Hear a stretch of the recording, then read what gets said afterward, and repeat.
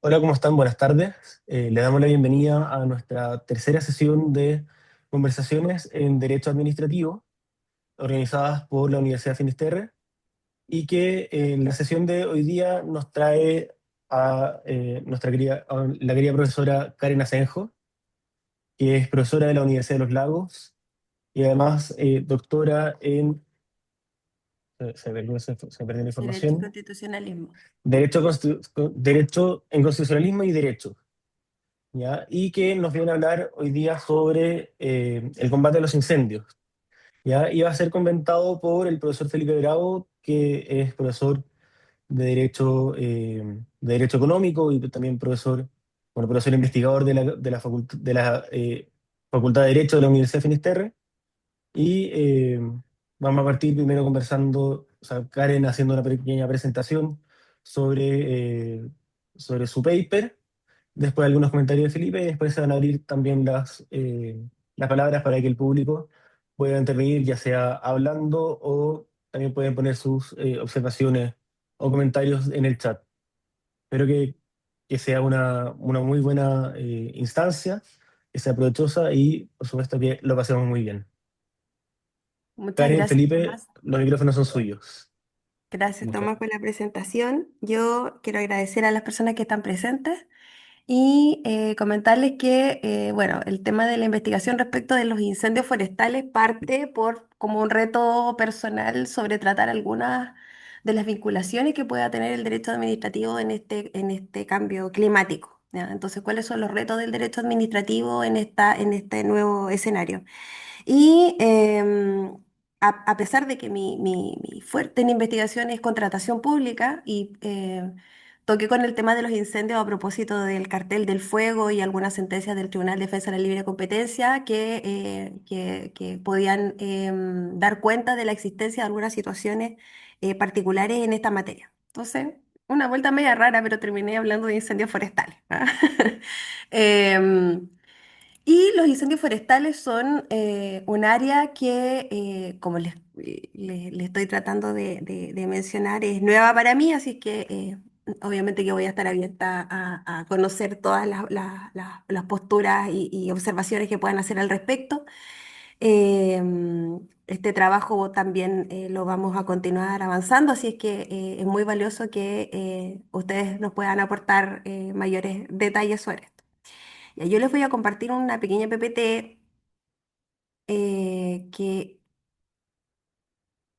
ya ahí está. Ahí sí. ¿Sí? ¿Se ve? ¿Se ve? Se ve Ya, perfecto. gracias. Bueno, entonces yo aquí tengo algunas imágenes de qué es el fuego. ¿Ah? El fuego o la investigación se va a centrar en el estudio del fuego, del uso del fuego y del riesgo del mismo en suelos que están plantados, ¿ah? De suelos forestales. Vamos a hablar también respecto a cuáles son los problemas en materia de planificación. Entonces, ¿qué pasa con el fuego? Bueno, el fuego fue un hito tecnológico, ¿cierto?, de la evolución humana que nos ha ido acompañando durante toda la evolución y que nos preocupa cuando se descontrola, cuando hay un uso indebido, descontrolado del fuego. ¿Ya? Y aquí hay varias causas, porque nos preguntamos cuáles son los factores que dan lugar al fuego. ¿Ya? El fuego se produce por tres elementos, que son el oxígeno, el combustible y las fuentes de calor o ignición. ¿Ya? Entonces, en el caso de, como ustedes pueden ver en esa fotografía de los incendios forestales, diríamos que los elementos más relevantes acá serían, en el caso de las plantaciones, porque esto puede afectar bosque nativo, pero también puede afectar plantaciones de pino eucalipto, por ejemplo. ¿Ya? Es el combustible forestal. Y yo al principio decía, ¿qué es el combustible forestal? ¿Ya? Y bueno, el combustible forestal tiene que ver con la alta posibilidad de, inflamatoria que tienen en la vegetación, no solamente las ramas secas y la vegetación que pueda haber, sino que además ciertos ejemplares de árboles son algunos más, tienen una mayor tendencia a ser más a generar más riesgo, ¿ya? A propagar, a hacer una combustión mucho más elevada. ¿Ya? Y esto es un riesgo, ¿ya? Y de esto se ha escrito en Chile, han habido trabajos sobre el manejo del fuego, qué es lo que ha pasado en la regulación nacional, esa es la pregunta, qué es lo que ha hecho Chile, cómo es que esto ha funcionado en el derecho chileno. Y esto la verdad es que ha transitado, ¿ya? En un comienzo, la regulación del fuego, permitía y castigaba. ¿Qué era lo que permitía? Permitía usar el fuego para abrir paso, digamos, a la habilitación de suelo agrícola. ¿Ya? Entonces, durante el 1800, las regulaciones del fuego permitían que previa autorización del gobernador se pudiera utilizar el fuego para poder habilitar los suelos que estaban densamente plantados, ¿cierto? O sea, no plantados con bosque nativo, para poder realizar actividades de agricultura. Pero por otro lado también, en el Código Penal se establece el delito de incendio y este delito está regulado como, no habla de bosque, ¿ah? Sino que habla de plantíos. Y se entendía que en un sentido amplio eso también podía incorporar obviamente que los bosques. ¿Ah? Más tarde se hace una modificación del Código Penal y se incluye la palabra de los bosques, pero en principio se entendía que igual estaba incluido el incendio forestal, digamos, en la primera regulación del Código Penal. Y después con el tiempo se regula la administración el control del fuego a propósito de la ley de bosques. Ya la primera ley de bosques del año 25 y se consolida en un texto del año 31. Y ahí se regula el uso del fuego. ¿Y cuál es ese uso? Es la quema controlada de fuego. O sea, sí, sí, la quema controlada de bosque, perdón. Em, Se usa esta técnica para controlar la propagación del fuego. Ya, es como raro porque uno diría, yo quiero evitar el fuego, ¿cómo yo voy a combatir el fuego con fuego? ¿Cierto? Pero la verdad es que la técnica de la quema controlada va acompañada de otras técnicas que lo que buscan es evitar la propagación del fuego. ¿Ya? Está la limpieza, la poda, está el raleo, están los cortafuegos, pero todo eso no es suficiente, sino que también es necesario generar zonas de seguridad y también realizar quemas controladas de fuego para poder evitar la propagación el aumento de combustible forestal.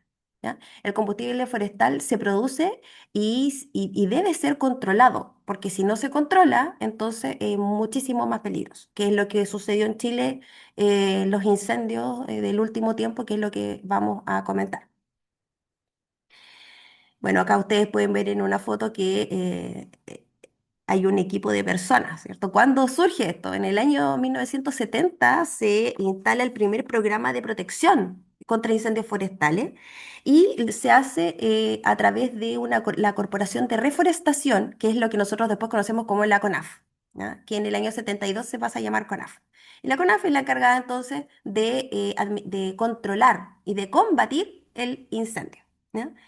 Y aquí empezamos con algunos términos como eh, qué- cómo es que estudiamos el fuego, ¿cierto? Porque el fuego hay que analizarlo en etapas. O sea, lo primero es la prevención del control y el uso del fuego, ¿ya? Luego viene el combate del fuego. Y después, y esa es otra pregunta, ¿cómo combatimos el fuego? ¿Cierto? Y después viene, ¿qué hacemos con las consecuencias del fuego? ¿Ah? Aquí vemos un ejemplo de cómo combatimos, ¿cierto? Podemos combatir con equipos en terreno o también podemos combatir con helicópteros con agua directamente, ¿cierto? En algunos lugares en donde no pueden llegar equipos humanos a hacer labores de control. Y este es el desastre que queda después de un incendio. ¿Ya? Esto genera efectos en el ecosistema y daño también, ¿cierto? Y este es el riesgo también, este es otro riesgo. Voy a volver a la foto anterior porque ustedes ven ahí los cables eléctricos. Los cables también son un riesgo importante de generación de incendios forestales. Y los asentamientos, las zonas urbano-rurales. ¿Ya? El hecho de que en el último tiempo haya habido tantas, eh, no sé si migración, ¿ah? Pero ha habido mucho aumento de, o, ¿cómo podríamos decir? Urbanización de zonas que son agrícolas, ¿ya? Y eso aumenta el riesgo de que un incendio pueda ser muchísimo más peligroso y los daños puedan ser a la vida de las personas, no solamente a la propiedad, el riesgo es más elevado en este tipo de escenario. ¿Ya? Entonces, este es un problema que también es un riesgo administrativo. ¿Ya? Acá tenemos algunas cifras. 73.834 hectáreas afectadas por el fuego entre el año 2023 y 2024. Estas cifras, todas estas cifras, las maneja la CONAF. Todavía está la página, a pesar de que hoy día es el Sarnafor. ¿Ya? Pero la CONAF tiene estas cifras. Luego tenemos 78.553 hectáreas afectadas entre el 2025 y el 2026. O sea, se fijan de que ha aumentado, no tanto la diferencia, pero sí ha aumentado la cantidad de hectáreas, ¿ya? Que no se recuperan de la noche a la mañana, porque no vamos a pensar que si se quemó en el año 2023 y en el 2024 ese mismo árbol fue el que se quemó en el año 2025 y el 2026. Estamos hablando de que esto es más hectáreas, el daño aumenta. ¿Ya? Y respecto de la causalidad, se ha hecho un análisis de las causas luego de las investigaciones, porque se investiga el origen del fuego y hay varios factores. ¿Ya? Hay varios factores que están involucrados en la generación del fuego. ¿Ya? Hay factores que son humanos y diríamos que el factor humano es el más importante, ya por la ignición. Dijimos hace un rato que los elementos del fuego eran tres. Combustible, nosotros sabemos que los árboles van a arder. El oxígeno está en el aire, no se puede controlar, evidente, ¿cierto? Pero las fuentes de ignición, las fuentes de calor, ahí hay algunas que se pueden controlar y otras que no, como el calentamiento global. El calentamiento global aumenta el riesgo. Por supuesto que en el verano hay épocas del año en donde los incendios forestales son muchísimo más elevados. No es un riesgo en esta fecha, pero sí es un riesgo en el verano. ¿Ya? Principalmente en enero y febrero. Son las épocas más riesgosas, ¿ya? Y por lo mismo, si se puede establecer con anterioridad cuándo van a ser esas épocas, se pueden hacer labores preventivas de control y manejo de prevención de incendios forestales. Hoy día estamos hablando en julio de esto, ¿ya? Nos vamos a preocupar de esto en enero o febrero, probablemente, porque hoy día nos estamos preocupando de otras cosas, ¿cierto? Como calidad del aire, porque hoy día también la gente está haciendo fuego. Está haciendo fuego en las casas. Está que hay mucha gente que está haciendo fuego con leña y quemando árboles también, ¿no? Pero bueno, la pregunta es cómo afecta, en qué época, cómo es que esto se da y cómo también lo maneja la autoridad administrativa. Entonces, estábamos hablando de que los factores eran algunos que podían ser controlados y otros que no. Y el factor humano era súper importante. El factor humano puede provenir ya sea de actividades que se realizan en la zona, actividades económicas o bien el mismo hecho de que las poblaciones digamos, vayan más allá de los límites urbanos, ¿cierto? Y hoy día estén en zonas muy cercanas de plantaciones, ¿no? O de bosques nativos, ¿no? Em, y por lo tanto ahí se puede escapar una chispa, un fuego mal apagado, puede generar también incendios forestales. Y eso desde la perspectiva del riesgo, pero también existen muchos casos en donde hay incendios provocados, ¿ya? Sin duda, es un porcentaje menor, pero sí tiene que ver con la acción humana y ahí estamos hablando de la configuración de delitos, directamente. Em, por distintos motivos y hay incentivos e incentivos para generar fuego, la verdad es que hay de todo. Em, bueno, ¿cuál es la tesis central o cómo esto lo vinculamos con el derecho administrativo? La tesis central que trato de abordar en el trabajo es de que la planificación estratégica en materia de riesgo y desastre que existe hoy en Chile resulta insuficiente cuando opera en un entramado normativo fragmentado en el que distintos órganos públicos ejercen competencias que no se articulan bien de manera preventiva. Ya. Ahí vamos a ver un caso bien claro en donde esto se puede ver con claridad. Hoy día, ¿cuál es la planificación estratégica? Yo les había comentado que en el año 70, y aquí vamos a ver la evolución, ¿cierto? En el año 70 se crea el programa de protección de incendios forestales con la Corporación de Reforestación, luego CONAF, y se mantiene hasta el día de hoy, ¿ya? Eh, y en el año 2021 se crea el SENAPRED que reemplaza a la ONEMI. ¿Y cómo funciona esto? La verdad es que la CONAF es la entidad encargada de controlar y de administrar y de también coordinar, ¿cierto?, todo el manejo de los incendios forestales y lo hace al amparo del Ministerio de Agricultura, ¿ya? Eso dice la ley. Y la ley, bueno, y en ese tiempo también trabajaba en coordinación con la ONEMI y las policías, ¿ya? Eso ha ido evolucionando, ¿cierto? Y hoy día, en el año 2021, ¿cierto? Se aprueba, se reemplaza la ONEMI con el Servicio Nacional de Prevención de Riesgos y Desastres. Y esta entidad es una entidad que funciona con distintos niveles de coordinación, ¿ya? Aquí se coordinan autoridades estatales, como gobernadores, alcaldes, en cada una en su territorio competencial, ¿cierto?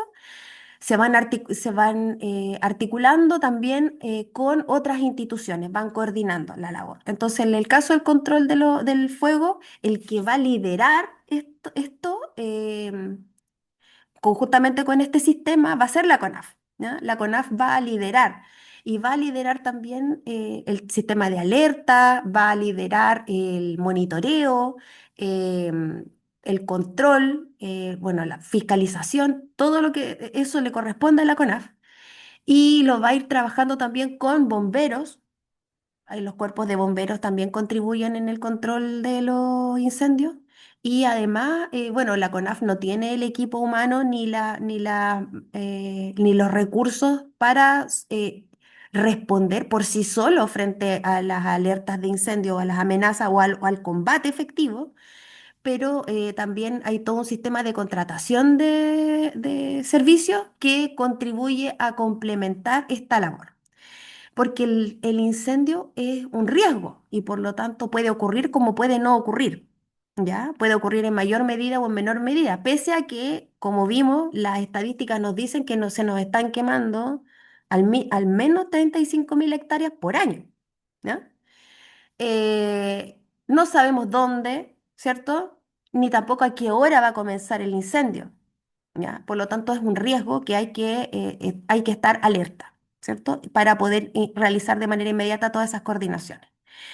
Entonces, la entidad es el SENAPRED, ¿ya? Y, por otro lado, trabajaba con la CONAF hasta que en el año 2025 se crea la ley 21.744 que dice ya basta de que vamos a reemplazar la CONAF por el Servicio Nacional Forestal.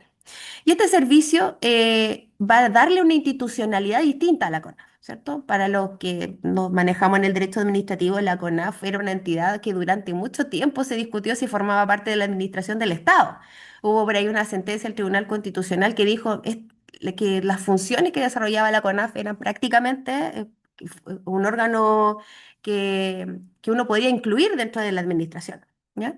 Y, y de hecho aplicaba también normativa institucional, funcionaba con recursos públicos, ¿cierto? Su labor era ser un servicio público, pero su origen era una corporación de derecho privado, publicada en en el diario oficial del año 70 y del 72 que se cambia el nombre. Entonces, desde el año 2025 nos damos cuenta de que tenemos un servicio público descentralizado con patrimonio, con personalidad jurídica que va a funcionar y que va a ser el continuador de las labores de la CONAF. ¿Ya? Eh, y esa es la entidad que hoy día va a responder por esto. Hay varias cosas que están pendientes, ¿ah? Porque pensemos que esto es reciente. La creación del CERNAFOR y también funcionamiento o cómo asume el control de los incendios forestales. Entonces, por ejemplo, cuando yo terminé mi investigación en junio, habían algunas planificaciones que aún no pude ver que estuvieran listas, ¿ah? Que fueron ordenadas del año pasado, que están en proceso de planificación, pero que no encontré que estuvieran todavía listas, ¿ah? Hay unas planificaciones que aún están pendientes, sobre las que no pude, no pude analizar, ¿ya? Entonces, este es el estado de la cuestión institucional, ¿ya? Bueno, acá vuelvo sobre el tema de cuáles eran los factores que generaban los incendios, que ya lo conversamos: el factor humano, las líneas eléctricas, el interfaz urbano-rural, que son los nuevos asentamientos humanos en zonas que no eran urbanas, ¿cierto? Y también los planes de manejo forestal, pero yo diría que esto podría estar más controlado, ¿ah?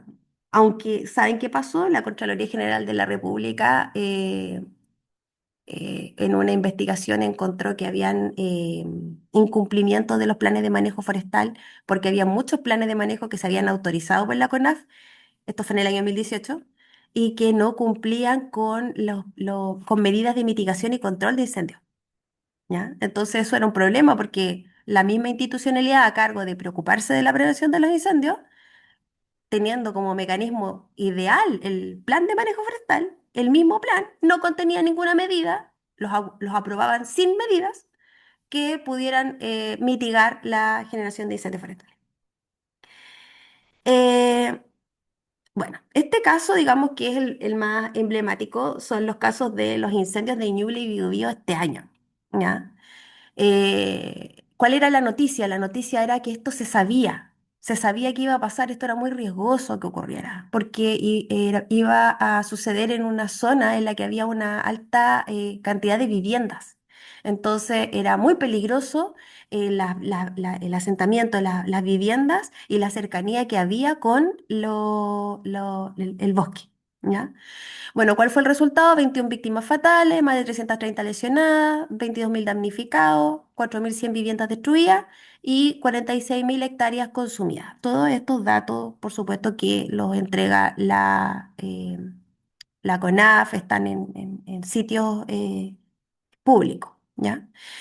Entonces, aquí hubo una investigación que me pareció bastante interesante sobre las alertas previas a este desastre, ¿ya?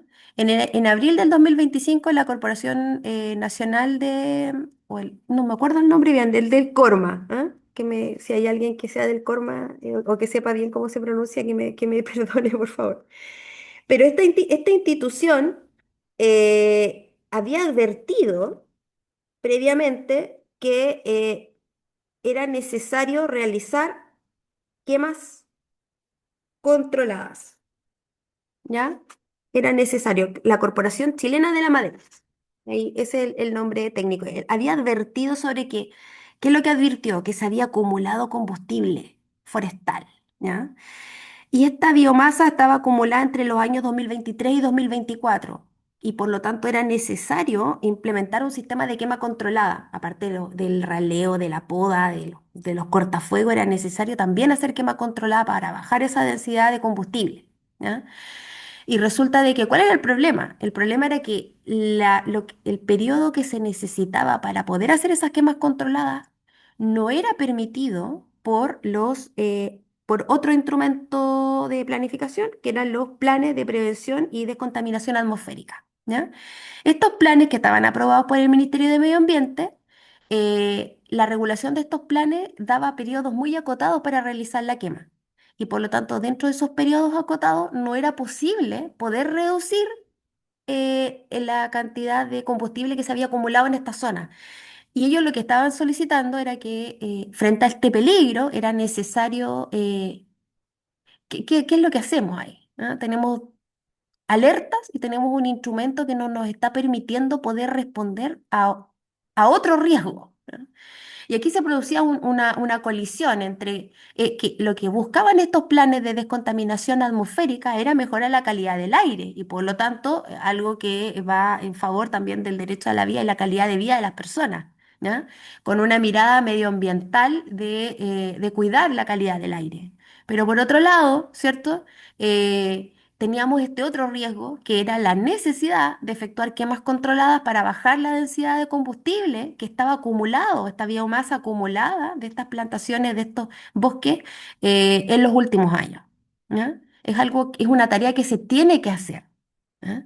Entonces veíamos que no estaban conversando estos instrumentos. Entonces, la pregunta era, ¿nos dan autorización para incumplir la norma, ¿cierto? Incumplir este plan y poder hacer estas quemas que son necesarias a su vez para evitar otro riesgo mayor o no. Y aquí estaban enfrentadas las normas, en el fondo, ¿ya? Entonces ellos advirtieron esto en el año, en abril del año 2025. También advirtió esto Bomberos del Biobío en mayo del año 2025 a través de este oficio. Refuerza la urgencia de tener que actuar de manera preventiva. Luego viene un oficio de la delegación presidencial del Biobío que fue dirigido, y ahí viene la pregunta si lo hizo bien, lo hizo mal, no era la forma, ¿cierto? Porque ¿qué hacemos cuando tenemos esta colisión normativa? ¿Ya? Lo que había sucedido era que el delegado presidencial envió un oficio y este oficio estaba dirigido a la Subsecretaría del Interior, que esa es la cuestión, o sea, estaba bien o mal esta advertencia, porque la Subsecretaría del Interior a su vez, ¿qué era lo que iba a hacer? ¿Cuál era el instrumento? Esto era un decreto del Ministerio de Medio Ambiente. ¿Ya? En todo minuto, entonces, esta institucionalidad, primero está una corporación, los bomberos, y luego el delegado presidencial del Biobío, en el marco de su posición dentro del SENAPRED, ¿ah? Que es la entidad a cargo de hacer estas alertas, ¿cierto? No logran modificar estas normas y finalmente se provoca el desastre. El desastre estaba anunciado y hubo una falla que proviene también de un conflicto normativo y de que en algún minuto era necesario incumplir la norma, incumplir una norma para poder cumplir con una necesidad que iba a evitar un desastre, como fue este caso. ¿Ah? Entonces aquí tenemos un nudo normativo, estas dos finalidades, la prevención de los incendios y la protección de la calidad del aire, ¿cierto? La prevención de los incendios forestales, que una de las maneras de prevenir el incendio es también quemando, sí, eso es lo que es paradigmático, ¿cierto? Para poder disminuir entonces la intensidad de la biomasa que se acumula en esta fuente. ¿Eh? Pero esto no es solamente la necesidad de hacer quemas controladas, que es lo que se dio en este caso, ¿cierto? Sino que también existen otras cosas que están vinculadas acá, ¿no? Existen otros factores. Una vez que se inicia el fuego, ¿ya? Nos encontramos con otros elementos más, ¿ya? ¿Cuáles son estos elementos? Y aquí yo voy a volver acá, las líneas eléctricas, porque este desastre que fue enorme, que afectó hubo distintos focos, no es que sea el fuego un solo foco que va a crecer, sino que hay distintos focos de incendio, ¿ya? Y estos distintos focos se dan también por condiciones las condiciones de verano, las temperaturas elevadas, ¿cierto? Mucha sequía, eh, combustible forestal disponible, ¿cierto? Y la fuente de ignición, el calor. ¿Cómo viene eso? ¿Cómo se produce? Entonces, dentro de los elementos, otro de los elementos acá también era el manejo de las líneas eléctricas. ¿Ya? ¿Por qué? Porque el corte de las líneas, cuando se cae un árbol, ahora, les digo, la semana pasada, no, esta semana, hemos tenido también, y no por fuego, sino que por exceso de lluvia, ¿cierto? Situaciones o frentes climáticos que nos vuelven a traer a estas discusiones. ¿Qué es lo que sucede con el manejo de los árboles, de la altura de los árboles y la cercanía con las líneas eléctricas? Hay una regulación que establece que tiene que haber una zona de seguridad, ¿ya? De las líneas eléctricas. El responsable de mantener la zona de seguridad de las líneas eléctricas, de acuerdo a los instrumentos normativos que tuve la oportunidad de revisar, era el dueño de la línea. Y el dueño de la línea eran las empresas eléctricas, ¿ya? Entonces, ¿qué pasa? Que después viene la superintendencia de electricidad y combustible a tener que, en el fondo, ver si es que esto se está cumpliendo o no se está cumpliendo, pero hay una relación aquí entre el manejo de las franjas de seguridad y la caída de los árboles, ¿cierto? Bueno, y estas chispas que van generando también incendios. Y bueno, y en el invierno que nos generan quedarnos sin energía. También fue víctima de no tener energía más de alguna vez porque un árbol chocó con los cables, ¿no? Dentro de los riesgos, ¿ya? Bueno, vuelvo entonces a este conflicto. ¿Qué es lo que nos mostró este caso? Este caso nos mostró que tenemos un problema con la prevención de los incendios forestales, ¿ya? En la etapa de prevención, porque la prevención hoy día está a cargo del CENAPRED, ¿cierto? De la alerta, del monitoreo, del control, de la fiscalización, de la regulación, de la educación medioambiental, todo eso, ¿ya? La CENAPRED y CONAF. Pero esto parece que no está conversando con la normativa de protección de la calidad del aire, en este caso, o con alguna otra fuente de regulación que no nos está permitiendo poder desarrollar las actividades que hay que desarrollar para evitar el desastre, ¿ya? Y bueno, y aquí está el estudio del cartel del fuego, que el tema, esto se produce en otra etapa, no en la prevención, que ya vemos que tenemos problemas en la prevención, sino que en el control, ¿ya? En el control del fuego en sí mismo, ¿ya? ¿Cómo funciona? Bueno, ¿qué es lo que se necesita para apagar el fuego? Agua y equipos humanos que vayan a hacer labores de raleo, ¿cierto? De limpieza, de poda, en fin. Y aquí los equipos humanos están a cargo de los bomberos de la CONAF. Ellas son las dos entidades que diría que tienen el mayor protagonismo en la prevención y en el combate de los incendios forestales. Y en el caso de la CONAF, que la institucionalidad por sí sola es insuficiente, entonces necesita contratar servicios. Aquí, ¿ah? No, alguien tiene que habérsele Ah, ya. un Entonces audio. ya, bueno, continúo. Tiene que contratar el servicio y aquí contrata, entonces, bueno, yo he hablado demasiado también, perdón, me queda poco. Contrata el servicio de extinción de los incendios por medio de helicóptero, ¿ya? Y hay distintos tipos de compras de modelos de helicóptero, y estos tienen distintas tareas, ¿ah? Hay algunos que van directo al combate del fuego, hay otros que van a trasladar a los equipos humanos de un lugar a otro, o sea, esto está todo administrado por la CONAF, entonces cada modelo de aeronave, ¿cierto? Va a cumplir una misión dentro del control, del combate al fuego, ¿no? Y obviamente que incluye también esto una respuesta. O sea, el servicio tiene que responder, por ejemplo, dentro de 10 minutos. O sea, eso significa que el que se gana la licitación tiene que estar ahí disponible con la aeronave y con el piloto experto en estas cuestiones para responder en minutos, ¿no? Y todo eso forma parte de la licitación. Bueno, lo que había ocurrido con el cartel del fuego era de que, y aquí se dieron cuenta del problema, era de que esto se destapó en España. En España se destapó el cartel del fuego y las noticias volaron, llegaron acá y dijeron, oye, aquí están las mismas empresas, ¿eh? Las mismas empresas que tenían este cartel en España eran las que estaban operando en Chile y se habían ganado licitaciones, por lo tanto aquí hubo Esto es bien interesante de lo que ocurrió en el Tribunal de Defensa de la Libre Competencia, cómo ellos descubrieron la existencia de este cartel y finalmente terminaron de sancionar el 2025 para decir, esto viene del 2012, sí, y más atrás, ¿eh? Pero del 2012 me refiero a las licitaciones. Entonces sancionaron actos pasados, y de hecho una de las empresas sancionadas había ganado la última licitación. Entonces mientras estaba pendiente el fallo estaba prestando servicio, ¿ah? Em, bueno, esto es un poco lo que había ocurrido con el tema del cartel del fuego. Y esto es algo que se tiene que contratar antes, ¿cierto?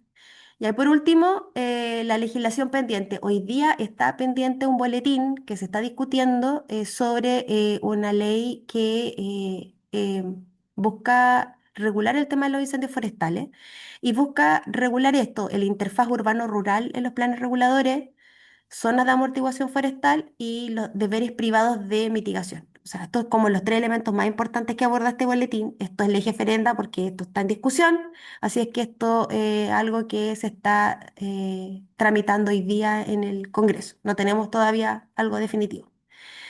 Em, y bueno, para cerrar algunas ideas generales, los incendios son el síntoma de una administración sectorial fragmentada y reactiva. ¿Sí? Funcionamos cuando estamos frente al incendio, ¿ya? De mejor manera que previniéndolo. Que el cambio climático ha venido a intensificar los fenómenos, ¿ya? No solamente con el caso del fuego, sino que también lo podemos haber visto con las intensidades de las lluvias. No tiene que ver con mi tema de trabajo, pero tiene que ver con el tema de los riesgos. La respuesta estatal no debe medirse por la rapidez en combatir, sino también por la capacidad de evitar amenazas previsibles que se transformen en desastres, como lo que ocurrió en Ñuble y Biobío. Y el desafío del derecho administrativo es construir una institucionalidad preventiva y climáticamente adaptativa, capaz de ordenar competencias, resolver las contradicciones normativas y fiscalizar deberes privados. Eso, muchas gracias. Dejo de compartir. Ahí está. Gracias. Bien, muchas gracias, gracias Karen. No sé si Tomás, bueno, Tomás sí, quizá está Yo actuando de moderador, o sigo yo estoy solamente. actuando de moderador, así que agregué también la imagen de Felipe para que apareciera junto con Karen. Muchas gracias. ¿Ya? ¿Sigo entonces? Sí, por favor, Felipe, tus Sí. comentarios. Oh, muchas gracias.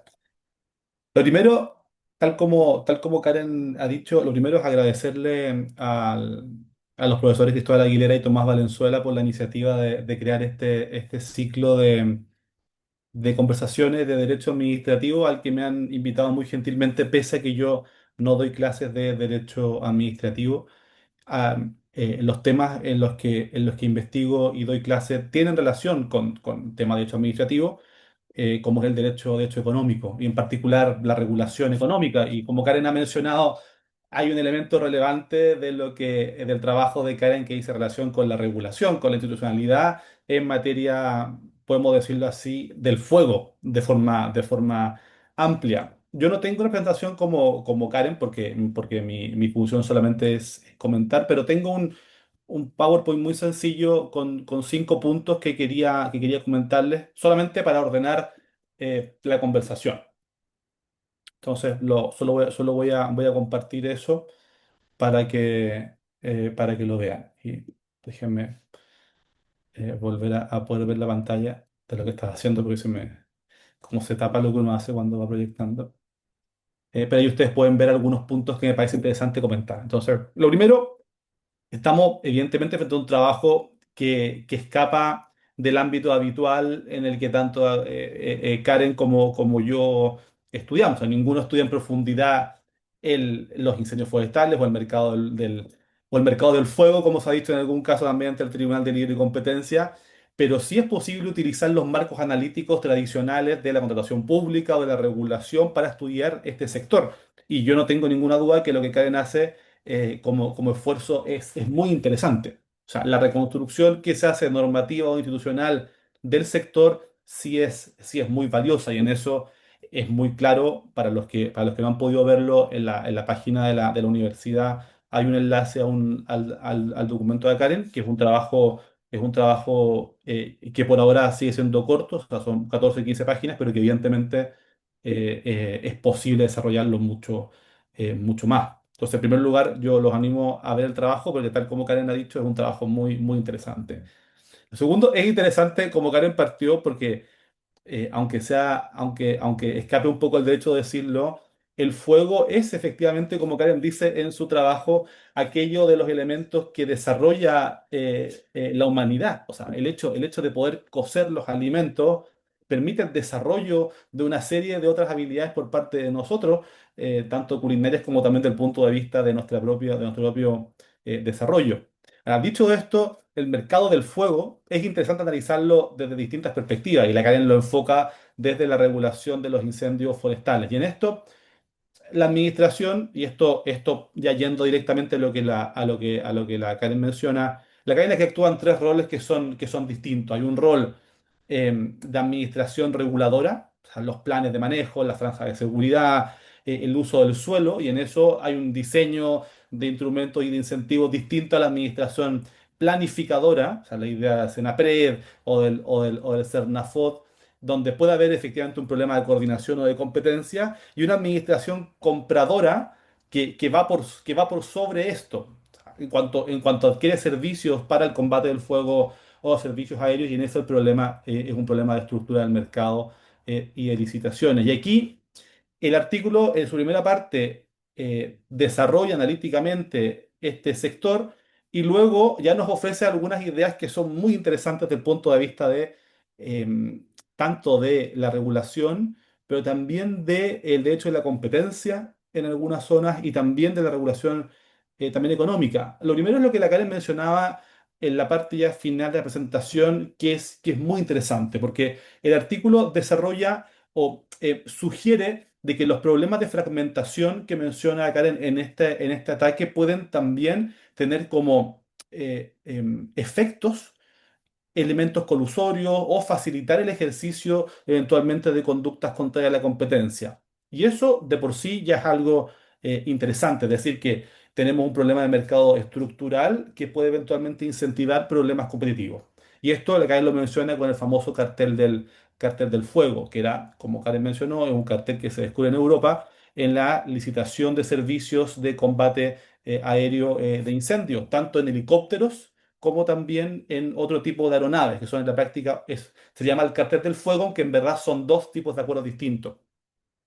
La Karen menciona un comentario que es importante para entender esta segunda parte, y la Karen dice de que como el Estado requiere la compra de este tipo de servicios, existe una demanda inelástica, es decir, que es poco sensible al precio, por tanto te pueden cobrar lo que sea y el Estado tiene que adquirir estos servicios. Y la Karen dice que la demanda inelástica es aquello que puede facilitar el ejercicio del poder de mercado y eventualmente de problemas a la competencia. Y en eso, aunque yo estoy de acuerdo con que ese es uno de los elementos, quizá hay que analizarlo desde un punto de vista un poco más amplio.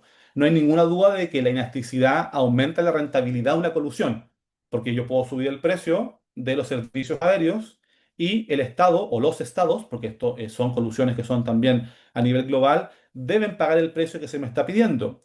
Como también puede afectar la magnitud del daño, y ahí son dos elementos distintos, aumenta el precio y también el daño que se le genera entonces a los estados.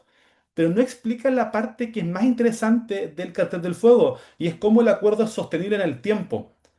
Y en eso sí puede ser interesante el problema de la fragmentación para detectar cómo por tanto tiempo se dan cuenta en Europa y luego en Chile, como la Karen mencionaba, la persecución es debido a la persecución internacional, como nosotros acabamos conociendo este cartel. Este es un cartel que tiene las características clásicas del llamado Big Rigging en el derecho a la competencia. Muy pocos oferentes, son equipos muy especializados, barreras de entrada muy altas por certificaciones, por especialización, por el posicionamiento de las aeronaves para llegar a combatir los incendios.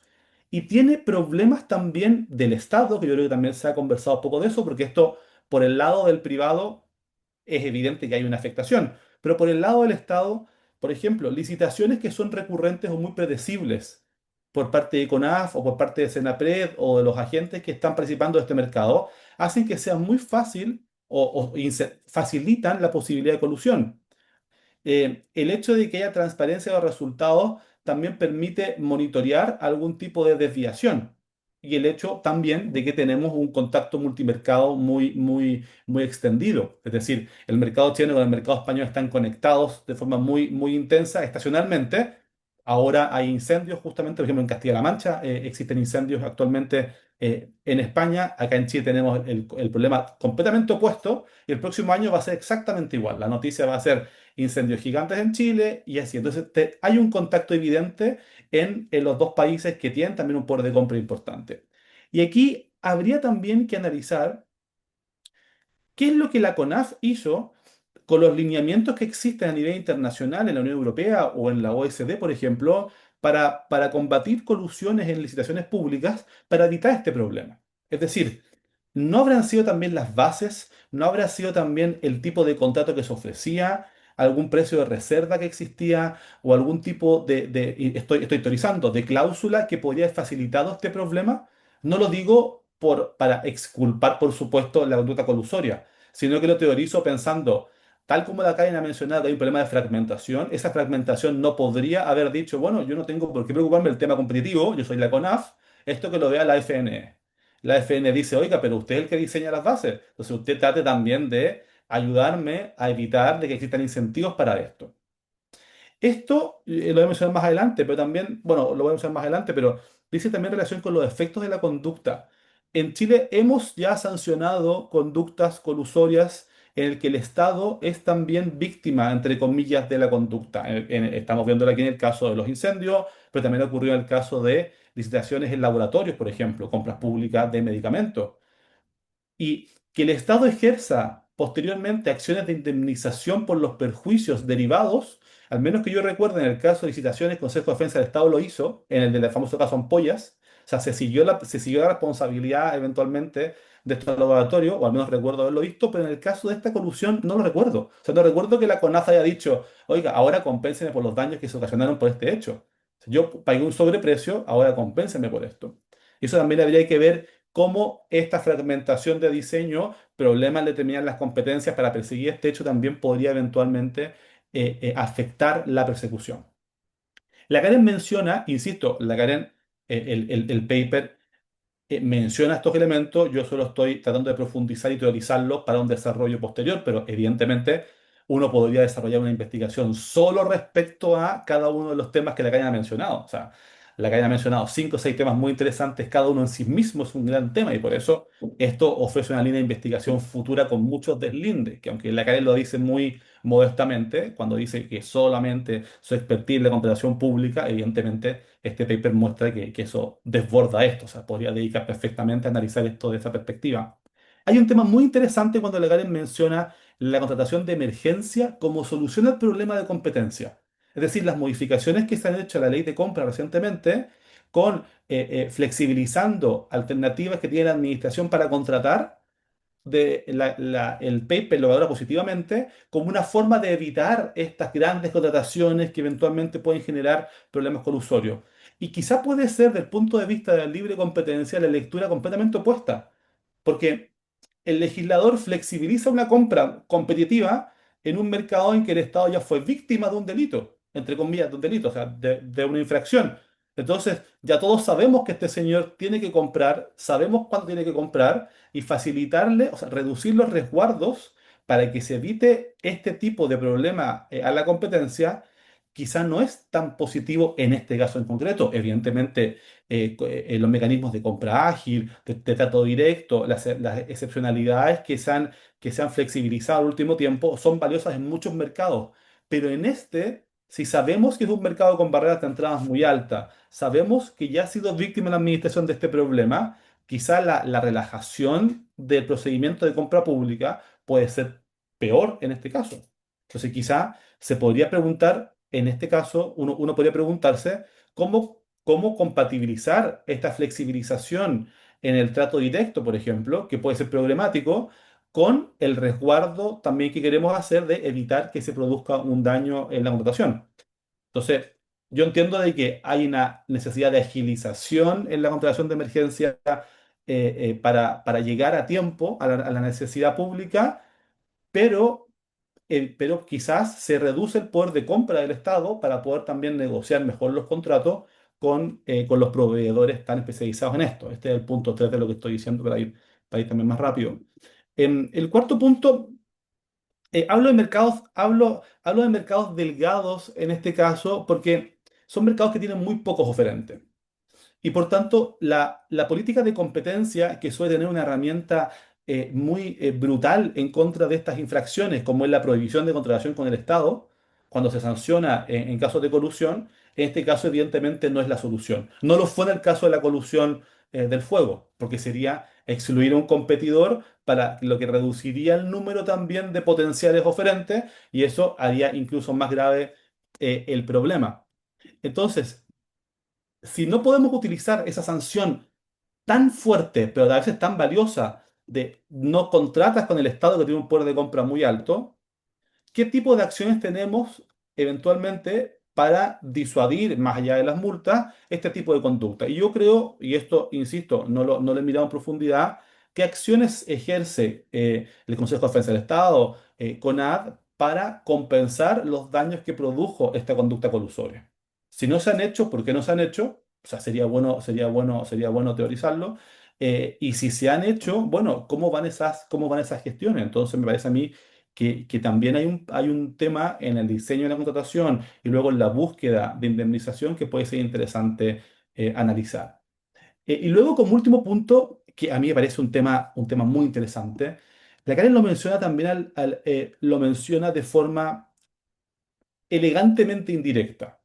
Cuando la Karen menciona de que la clásica intuición que tienen las personas cuando dicen, acá se está quemando una cantidad importante de bosque protegido con una regulación de bosques que es muy estricta en nuestro país, para poder cambiar el uso del suelo, para poder entonces continuar con planificaciones urbanas o con plantaciones que son extractivas en el corto plazo, ¿será verdad o no? Entonces, está típica esto, no, esto lo quemado intencionalmente. Y aquí Karen cita un trabajo de Jonathan Caviedes que lo quería relevar, que es una tesis de magíster de la Universidad Católica en la Escuela de Estudios Urbanos, en el cual él muestra, primero, la falta de literatura sobre el tema, es como esto es una intuición que se ha estudiado muy poco, pero luego Karen menciona también fuentes periodísticas que llegan a mostrar de que aproximadamente el 20% de aquello que se quema acaba teniendo un cambio de uso del suelo. Y esto, por supuesto, no explica completamente por qué tenemos un elemento tan alto de incendios forestales causados por hechos del hombre intencionales, porque una cosa son problemas, por ejemplo, de línea de transmisión, que también lo mencionaba Karen, pero una cosa muy distinta es cuando deliberadamente se quiere generar un incendio.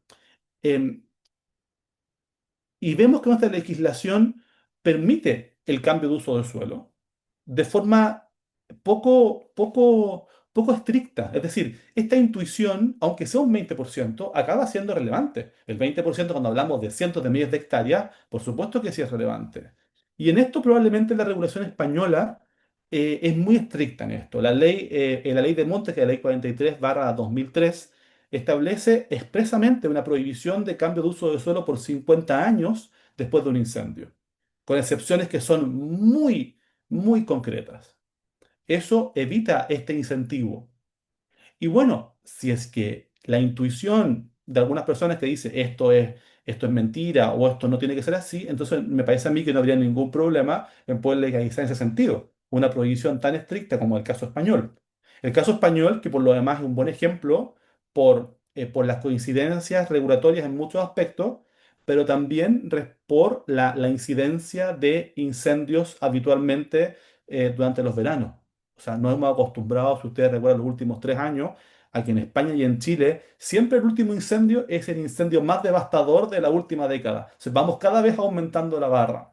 En España, la regulación del uso del suelo no ha cambiado eso, lo cual nos podría llevar a decir, como el contrafactual, es que esta normativa no marca la diferencia, pero me parece a mí que, sin embargo, tampoco debilita la protección. Y por tanto, una protección muy intensa de el cambio de uso de suelo, como en España por 50 años, sí podría ser una forma de eliminar completamente lo que Karen nos plantea, insisto, muy elegantemente, porque no está diciendo de que esto es una forma de planificación, sino que es una forma informal y podría quitar también entonces la sospecha respecto a su uso del suelo. Eso es lo que yo puedo aportar del punto de vista de la regulación al trabajo de Karen, que, insisto, es un trabajo muy interesante y que también te lleva a plantear cosas que uno no va, por supuesto, viendo o tratando de estudiar en el día a día, pero sí las categorías y los marcos son aplicables a esta situación. Así que le agradezco la invitación, la posibilidad de haber comentado este trabajo y creo también de que muchas de estas líneas se podrían en un paper general desarrollar, por supuesto, pero luego cada una de estas da, por supuesto, para un estudio muy acabado y seguramente la Karen con lo talentosa que es, lo va a acabar haciendo muy bien. Sí, gracias, Tomás, por la invitación. Muchas gracias, Felipe. Eh, Voy a dejar de compartir esto. Eso. Muchas gracias, Felipe, por tus comentarios. También si es que desde el público quieren hacer alguna pregunta, eh, ya sea en vivo, a viva voz, o también puede ser por escrito, están los micrófonos abiertos. O deberían estar los micrófonos abiertos, si no me avisan. Hola, Brigitte, por favor. hola, ¿qué tal? Hola a todos. Bueno, hola Karen, Felipe, Tomás y a todos los que están en el Zoom. Sí, primero felicitar a la Karen. No estaba con la pantalla porque me estaba moviendo al principio, pero estaba mirando tu presentación y la encontré muy ingeniosa. Partir hablando del fuego y de todo el contexto que significa para el derecho, digamos, conocer bien ese elemento, como desde su perspectiva científica. Esto me gustó mucho y creo que cambió mucho como el tono de la presentación. También quería felicitarte por la investigación sobre incendios forestales porque, claro, como que son esas como curiosidades que uno se encuentra en el camino y que después te apasionan un poco. Entonces también me gustó que lo hayáis visto y que hayáis confesado, oye, mira, yo no investigaba esto, pero me encontré con esto otro. Y resulta igualmente apasionante.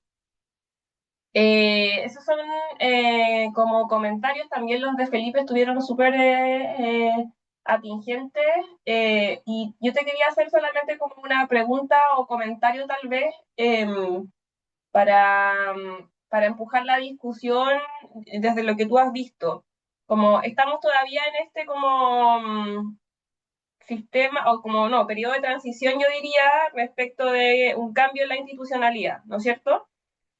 De que efectivamente se separen las competencias y que CERNAFOR se constituya como tal, CONAF, bueno, ahora ya no va a ser tan absorbido por el SBAP, ayer salió la noticia, entonces como que todo eso está dilatado, y más encima que tú vives en el sur, por lo tanto tienes toda la pertinencia local y territorial del tema.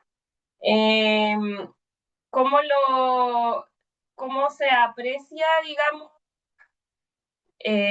desde la perspectiva como de las autoridades tal vez más regionales o locales, este problema social del sur, más del sur, porque bueno, los incendios afectan como a todo Chile, pero no sé, de Ñuble hacia allá es mucho más, ¿no es cierto?, en las últimas temporadas que hemos visto, entonces eh, es realmente lo que necesitamos como un cambio de la institucionalidad o de entender la mecánica del fuego, porque tú también al final lo dijiste, como, oye, al final para combatir el fuego también necesitáis quemar. Entonces, como, ¿hasta qué punto el tema del fuego como, no sé, si lo estamos entendiendo bien? Porque a mí ahora como con tu presentación me quedaron muchos más eh, cabos atados de lo que antes lo tenía. Entonces, no sé si es tanto un problema de institucionalidad o de entender en el fondo y socializar los riesgos del fuego, como que es otra pega, la verdad, es más que cambiar instituciones. Eh, Eso, quería tener como tu visión así como prospectiva a futuro, porque yo sé que tu trabajo de investigación no va a terminar acá. Así que eso. Y gracias. Estuvo buena la conversación. El caso del cartel del fuego estuvo entretenido. Lo estuve mirando también en el TLC. Eso.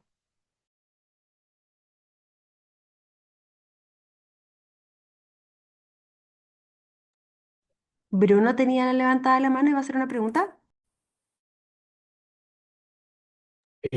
Bruno es el periodista de la facultad, entonces yo creo que tal vez se le subió la mano sin querer.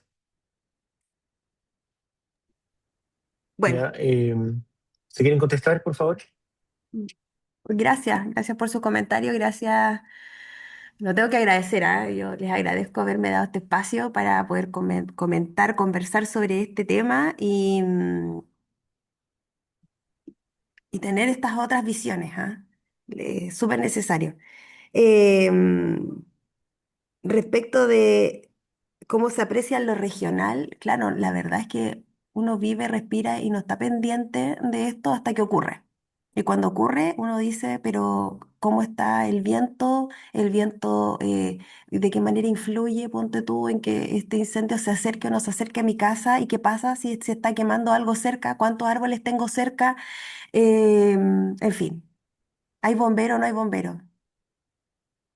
No todos los bomberos se dedican a la extinción del fuego, son algunos, algunas brigadas, son pocos, ¿ya? Y el incendio también puede cobrar vida de estos mismos héroes que van a contribuir y a colaborar con la extinción del fuego. Entonces uno ve que suenan las alarmas y que parten los camiones de extinción de los carro bomba, digamos, y van los bomberos, pero claro, o sea, es una labor que en segundos y todo depende de por qué en algunos casos el fuego es más intenso que en otros, ¿cachai? O sea, por qué en algunos casos cuesta mucho más controlarlo y a veces no es solamente culpa del viento, sino que tiene que ver con la acumulación de biomasa. Y por eso es que es importante, diría más que la institucionalidad hace todo lo que puede con lo que tiene, pero también es necesario, claro, concientizar, entender cómo es que funciona esto para poder generar los mecanismos necesarios de prevención del fuego. ¿Eh? A mí me llamó mucho la atención lo de la quema controlada, porque cambió toda mi visión respecto al fuego. De verdad, yo no lo entendía y ahora entiendo lo importante que es hacer todas estas labores y es mucho trabajo. Entonces, claro, ¿quiénes se dedican a hacer este trabajo? Las empresas forestales obviamente que lo van a hacer porque ellos van a tener que cuidar su, su empresa, ¿cierto? Pero, pero las personas que hoy día están, el problema de la interfaz urbano-rural, ¿ah? Hoy día es un tema y es un tema que preocupa desde distintos frentes, no solamente de la perspectiva regulatoria, sino que también desde la perspectiva, no nos hemos sentado a analizar lo que implica tener focos urbanos en zonas rurales. No solamente el riesgo al fuego, sino que otras cuestiones más, muchas más. Eh, no, hay que tener hay que sentarse a ver esto. Se nos está yendo un poco de las manos a veces. El- la, la, la huida de la ciudad al campo, de vuelta, por una parte, y la total desregulación de eso, y las consecuencias medioambientales de eso. Eso es una cosa que se nos está yendo a las manos. ¿Ah? Y otra cosa que también se nos está yendo de las manos, que no tiene nada que ver con lo que hemos hablado, es la inteligencia artificial. Pero se nos está yendo y se nos está yendo.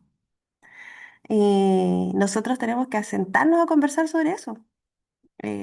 Y a veces uno dice, ¿cómo? Y este mundo fugaz, ¿cierto? Que avanza todo tan rápido. Yo les agradezco su aporte y de los puntos que tocó Felipe. Bueno, traté de anotar algunos, ¿cierto? Pero quería entender cómo, desde la perspectiva económica, pensabas tú de que la flexibilidad en los mecanismos de contratación, porque claro, yo simplemente recogí ahí lo que dice la ley, po. La ley establece que va a existir esta posibilidad de flexibilización. Pero ¿sabes qué? Te reconozco que no analicé eh, qué implicancias tenía esa respecto del problema del cartel. ¿Ah? Desde la perspectiva ya económica, que es lo que tú manejas mejor, ¿cierto? A mí me gustaría que creo que lo mencionaste muy a la rápida, a ver si lo puedes eh, profundizar. ¿Por qué? Porque hablabas de que era una oferta inelástica, ¿cierto? Todas las Claro, cuestiones que estaban ahí, pero ¿por qué esa flexibilidad eh, era peligrosa? claro, sí. Eso. Sí, no, a ver, es un tema interesante y evidentemente estas son intuiciones que nacen leyendo tu artículo. sea, partir diciendo algo que mencionaba la Brigitte también al pasar, y es que, claro, entender lo que, como tu paper comienza sobre el fuego y su control, es algo que económicamente siempre también ha sido muy interesante en la regulación económica. De hecho, cuando leí recordaba de que las teorías de Pigou respecto a los impuestos picovianos, que son estos impuestos correctivos, surgen justamente por los problemas de los incendios que se generaban en el siglo XIX y principio del siglo XX, cuando las vías de los trenes acababan generando chispas y la biomasa, básicamente la paja o el pasto seco que estaba en las vías, generaba también incendios. Entonces se pensó, bueno, ¿por qué no le ponemos un impuesto al tren para poder financiar el desmalezamiento o las brigadas también de incendio? Y esto va a generar esta idea de impuestos correctivos, por ejemplo, que buscan internalizar externalidades. Entonces, el fuego también se ha discutido, hablando también del cartel de fuego antes, en problemas también de abuso de posición de dominio. Hace un tiempo atrás hubo un caso interesante sobre fósforos. Uno se preguntará, bueno, tiene que ver con el fuego, porque los fósforos generan también incendios. Pero ahí se discutió también cuál es el mercado relevante, cuál es el ámbito en el cual hay competencia en el caso del fuego. O sea, los encendedores compiten con los fósforos, los chisperos son parte del mismo ámbito. Entonces, el fuego ha sido un elemento que se ha desarrollado desde el punto de vista interesante de la regulación. Ahora, yendo a lo que tú mencionabas, el, el, el regulador tiene que tomar una decisión cuando elige cómo combatir los incendios desde el punto de vista del equipamiento. Y en nuestro país y en muchos países del mundo toma la decisión de, entre comillas, externalizar esto. O sea, compra servicios, finalmente servicios y también el insumo, el equipamiento pesado para el combate. Evidentemente, no las brigadas son generalmente nacionales, aunque también se pueden contratar servicios de brigada también externas, o sea, personas que viajan también combatiendo incendios. Entonces, la decisión de nuestro país ha sido la formación de brigadas a una escala, también la imposición de obligaciones a privados también para el combate de incendios. En algunas zonas hay brigadas privadas que mantienen también equipos y que colaboran también en incendios forestales que no son parte de un predio privado. O sea, las forestales también tienen brigadas que son importantes y se coordinan, y esa coordinación público-privada también es interesante. ¿Cómo está coordinado esa brigada?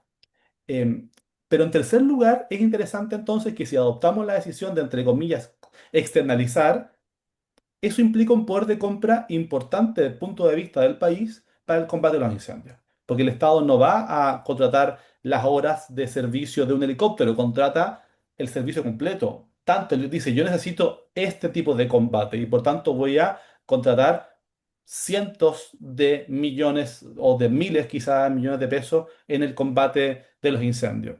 Y el punto es que si flexibilizamos esto para que sea a nivel desconcentrada la decisión de cuánto se adquiere, eso debilita el poder central de compra.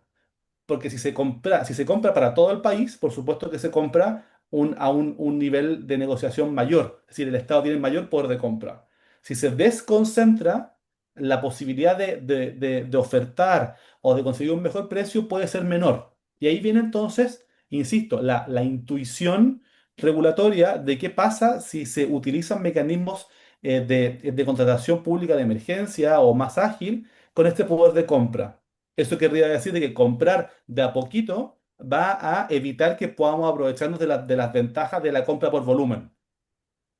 Y también genera otro problema, y es que el diseño de ciertas bases o los resguardos para estas compras flexibles son menores a cuando se compra a gran escala.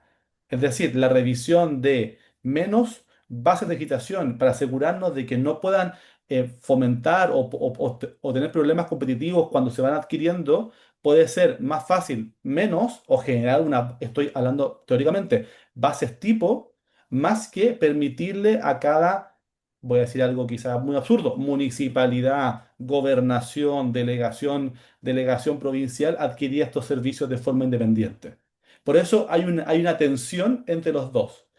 Y quizás lo correcto sería delimitar de forma más precisa qué tipo de servicios o de equipamiento se puede comprar bajo mecanismos de compra de emergencia y cuáles hay que comprar sí o sí por la vía de los mecanismos de compra pública con controles más reforzados. O sea, insisto, es la intuición. pero lo estoy hablando solamente desde el punto de vista intuitivo. Como decía la Judith, y tú también mencionabas, el caso de los carteles del fuego nos dejan lecciones importantes de cómo diseñamos eso. Y yo también lo quise poner de manifiesto con lo que mencionaba. Porque una cosa son los incentivos privados que tienen para las colusiones y otra cosa es que el Estado también te los facilite, po. Entonces, también tendríamos que preguntarnos si es que esas bases o esos procedimientos podrían ser mejorados para evitar que se genere esto en el futuro. No solamente en colusiones, sino que también en cualquier problema anticompetitivo, de abuso también de la posición también que tenga de dominio algún actor en el mercado, ¿no? Esa es la intuición que quise mencionar. Mm, interesante. Anoté todo. Claro, cómo enfocamos eso, al final, como dices, toda una decisión de la autoridad y un problema de diseño. Y ahí seguimos con esta decisión preventiva, ¿cierto? Exactamente, Como exactamente. Que- prevenimos, nos Exacto, anticipamos y sabemos qué va a pasar, sabemos qué es lo que va a ocurrir en febrero. claro. Brigitte. Oye, sí, yo creo que también, ahora que escuchaba a Felipe, eh, y como al Estado tampoco le queda más alternativa que contratar vía el sistema de compras públicas, que es el sistema que Karen conoce muy bien, es como cómo introducir no sé, como, o tal vez ya existen, estoy hablando desde el desconocimiento, por eso pregunto, como cómo introducir variables eh, com- eh, que puedan justificar las decisiones de compras preventivas, no sé, porque, claro, o sea, el incendio ya dejó de ser algo, una causa mayor, un hecho fortuito. El incendio en el país que existe cada cierto tiempo, pero claro, no es comprar para proveer un bien público, es como donde hay mayores razones que justifican esas decisiones de compra y por lo tanto probablemente las bases de licitaciones de bienes, de, no sé, medicamentos, cosas así tan ultra desarrolladas.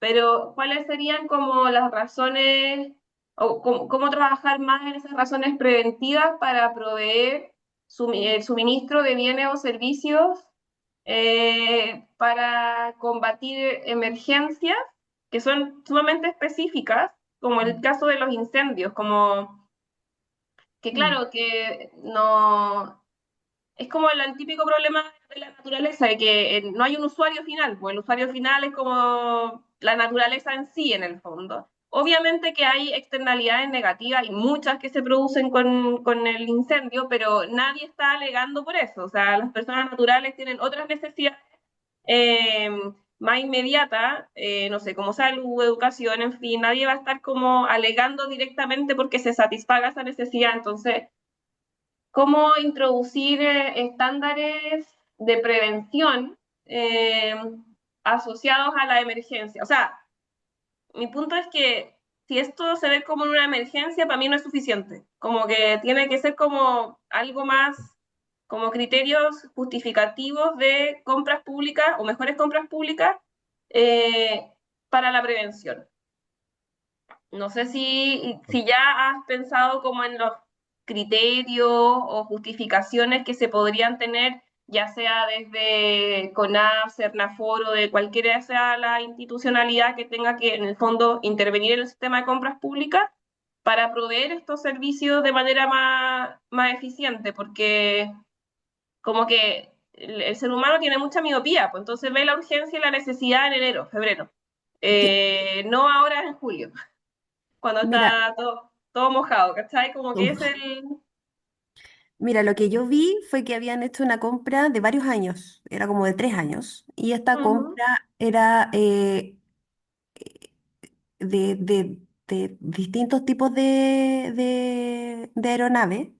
Era una compra ujú, grande por línea y era por temporalidad. Entonces, un contrato, por ejemplo, duraba 2 años y el otro duraba 2 años y el otro duraba 2 años. Era por periodo. Se hizo una gran licitación. Eso permitió, como les comentaba antes, de que una de las empresas que había sido sancionada recientemente por una sentencia de la Corte Suprema que ratificaba una del Tribunal de Defensa de la Libre Competencia, se hubiera adjudicado una de esas licitaciones en alguno de estos periodos, pero ya habían pasado, pues como era 20, ponte tú 2022, 2023, 24, 25, 26, 27, entonces todavía está en ejecución esa gran licitación que se hizo.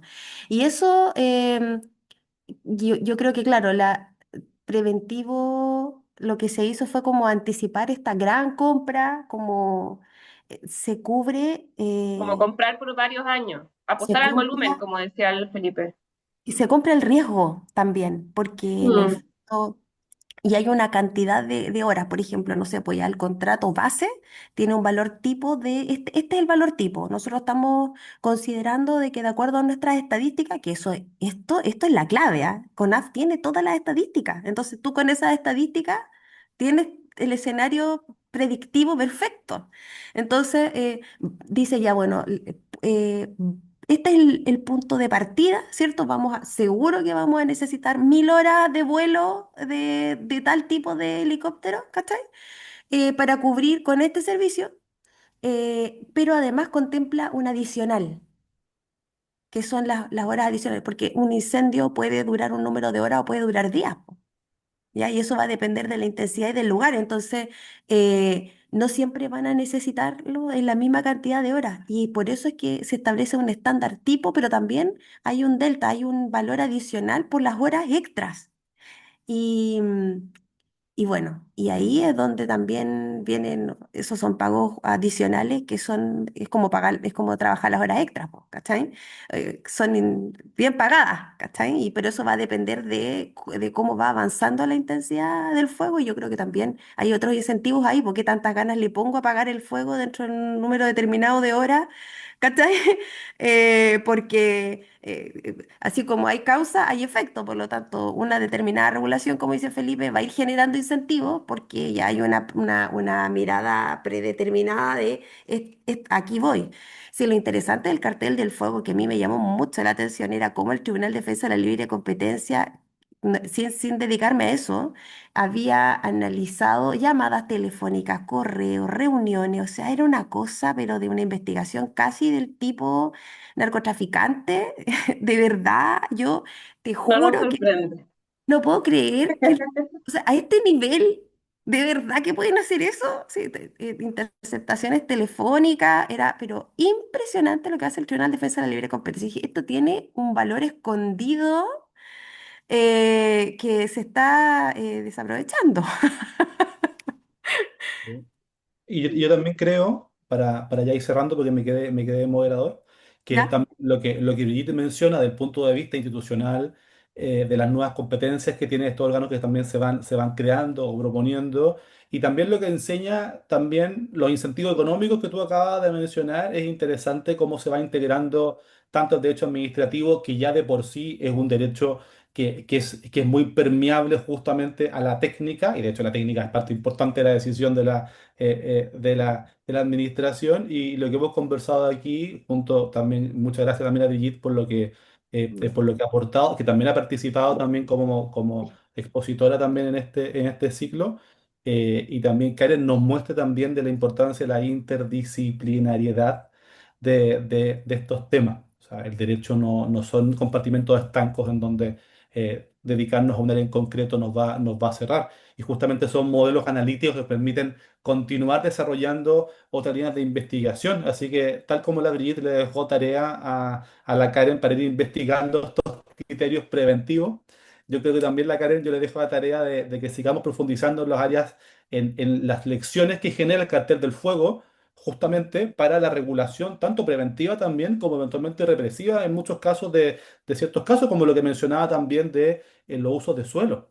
Así que muchas gracias, primero a Karen Asenjo también, como se mencionó, profesora de la Universidad de los Lagos, por haber participado, a Brigitte también y a los participantes por habernos escuchado, y espero que se conecten ya presencialmente en las próximas actividades que vamos a realizar. Esta fue especialmente Súper. online, tanto por la presentadora como también porque estamos en vacaciones también.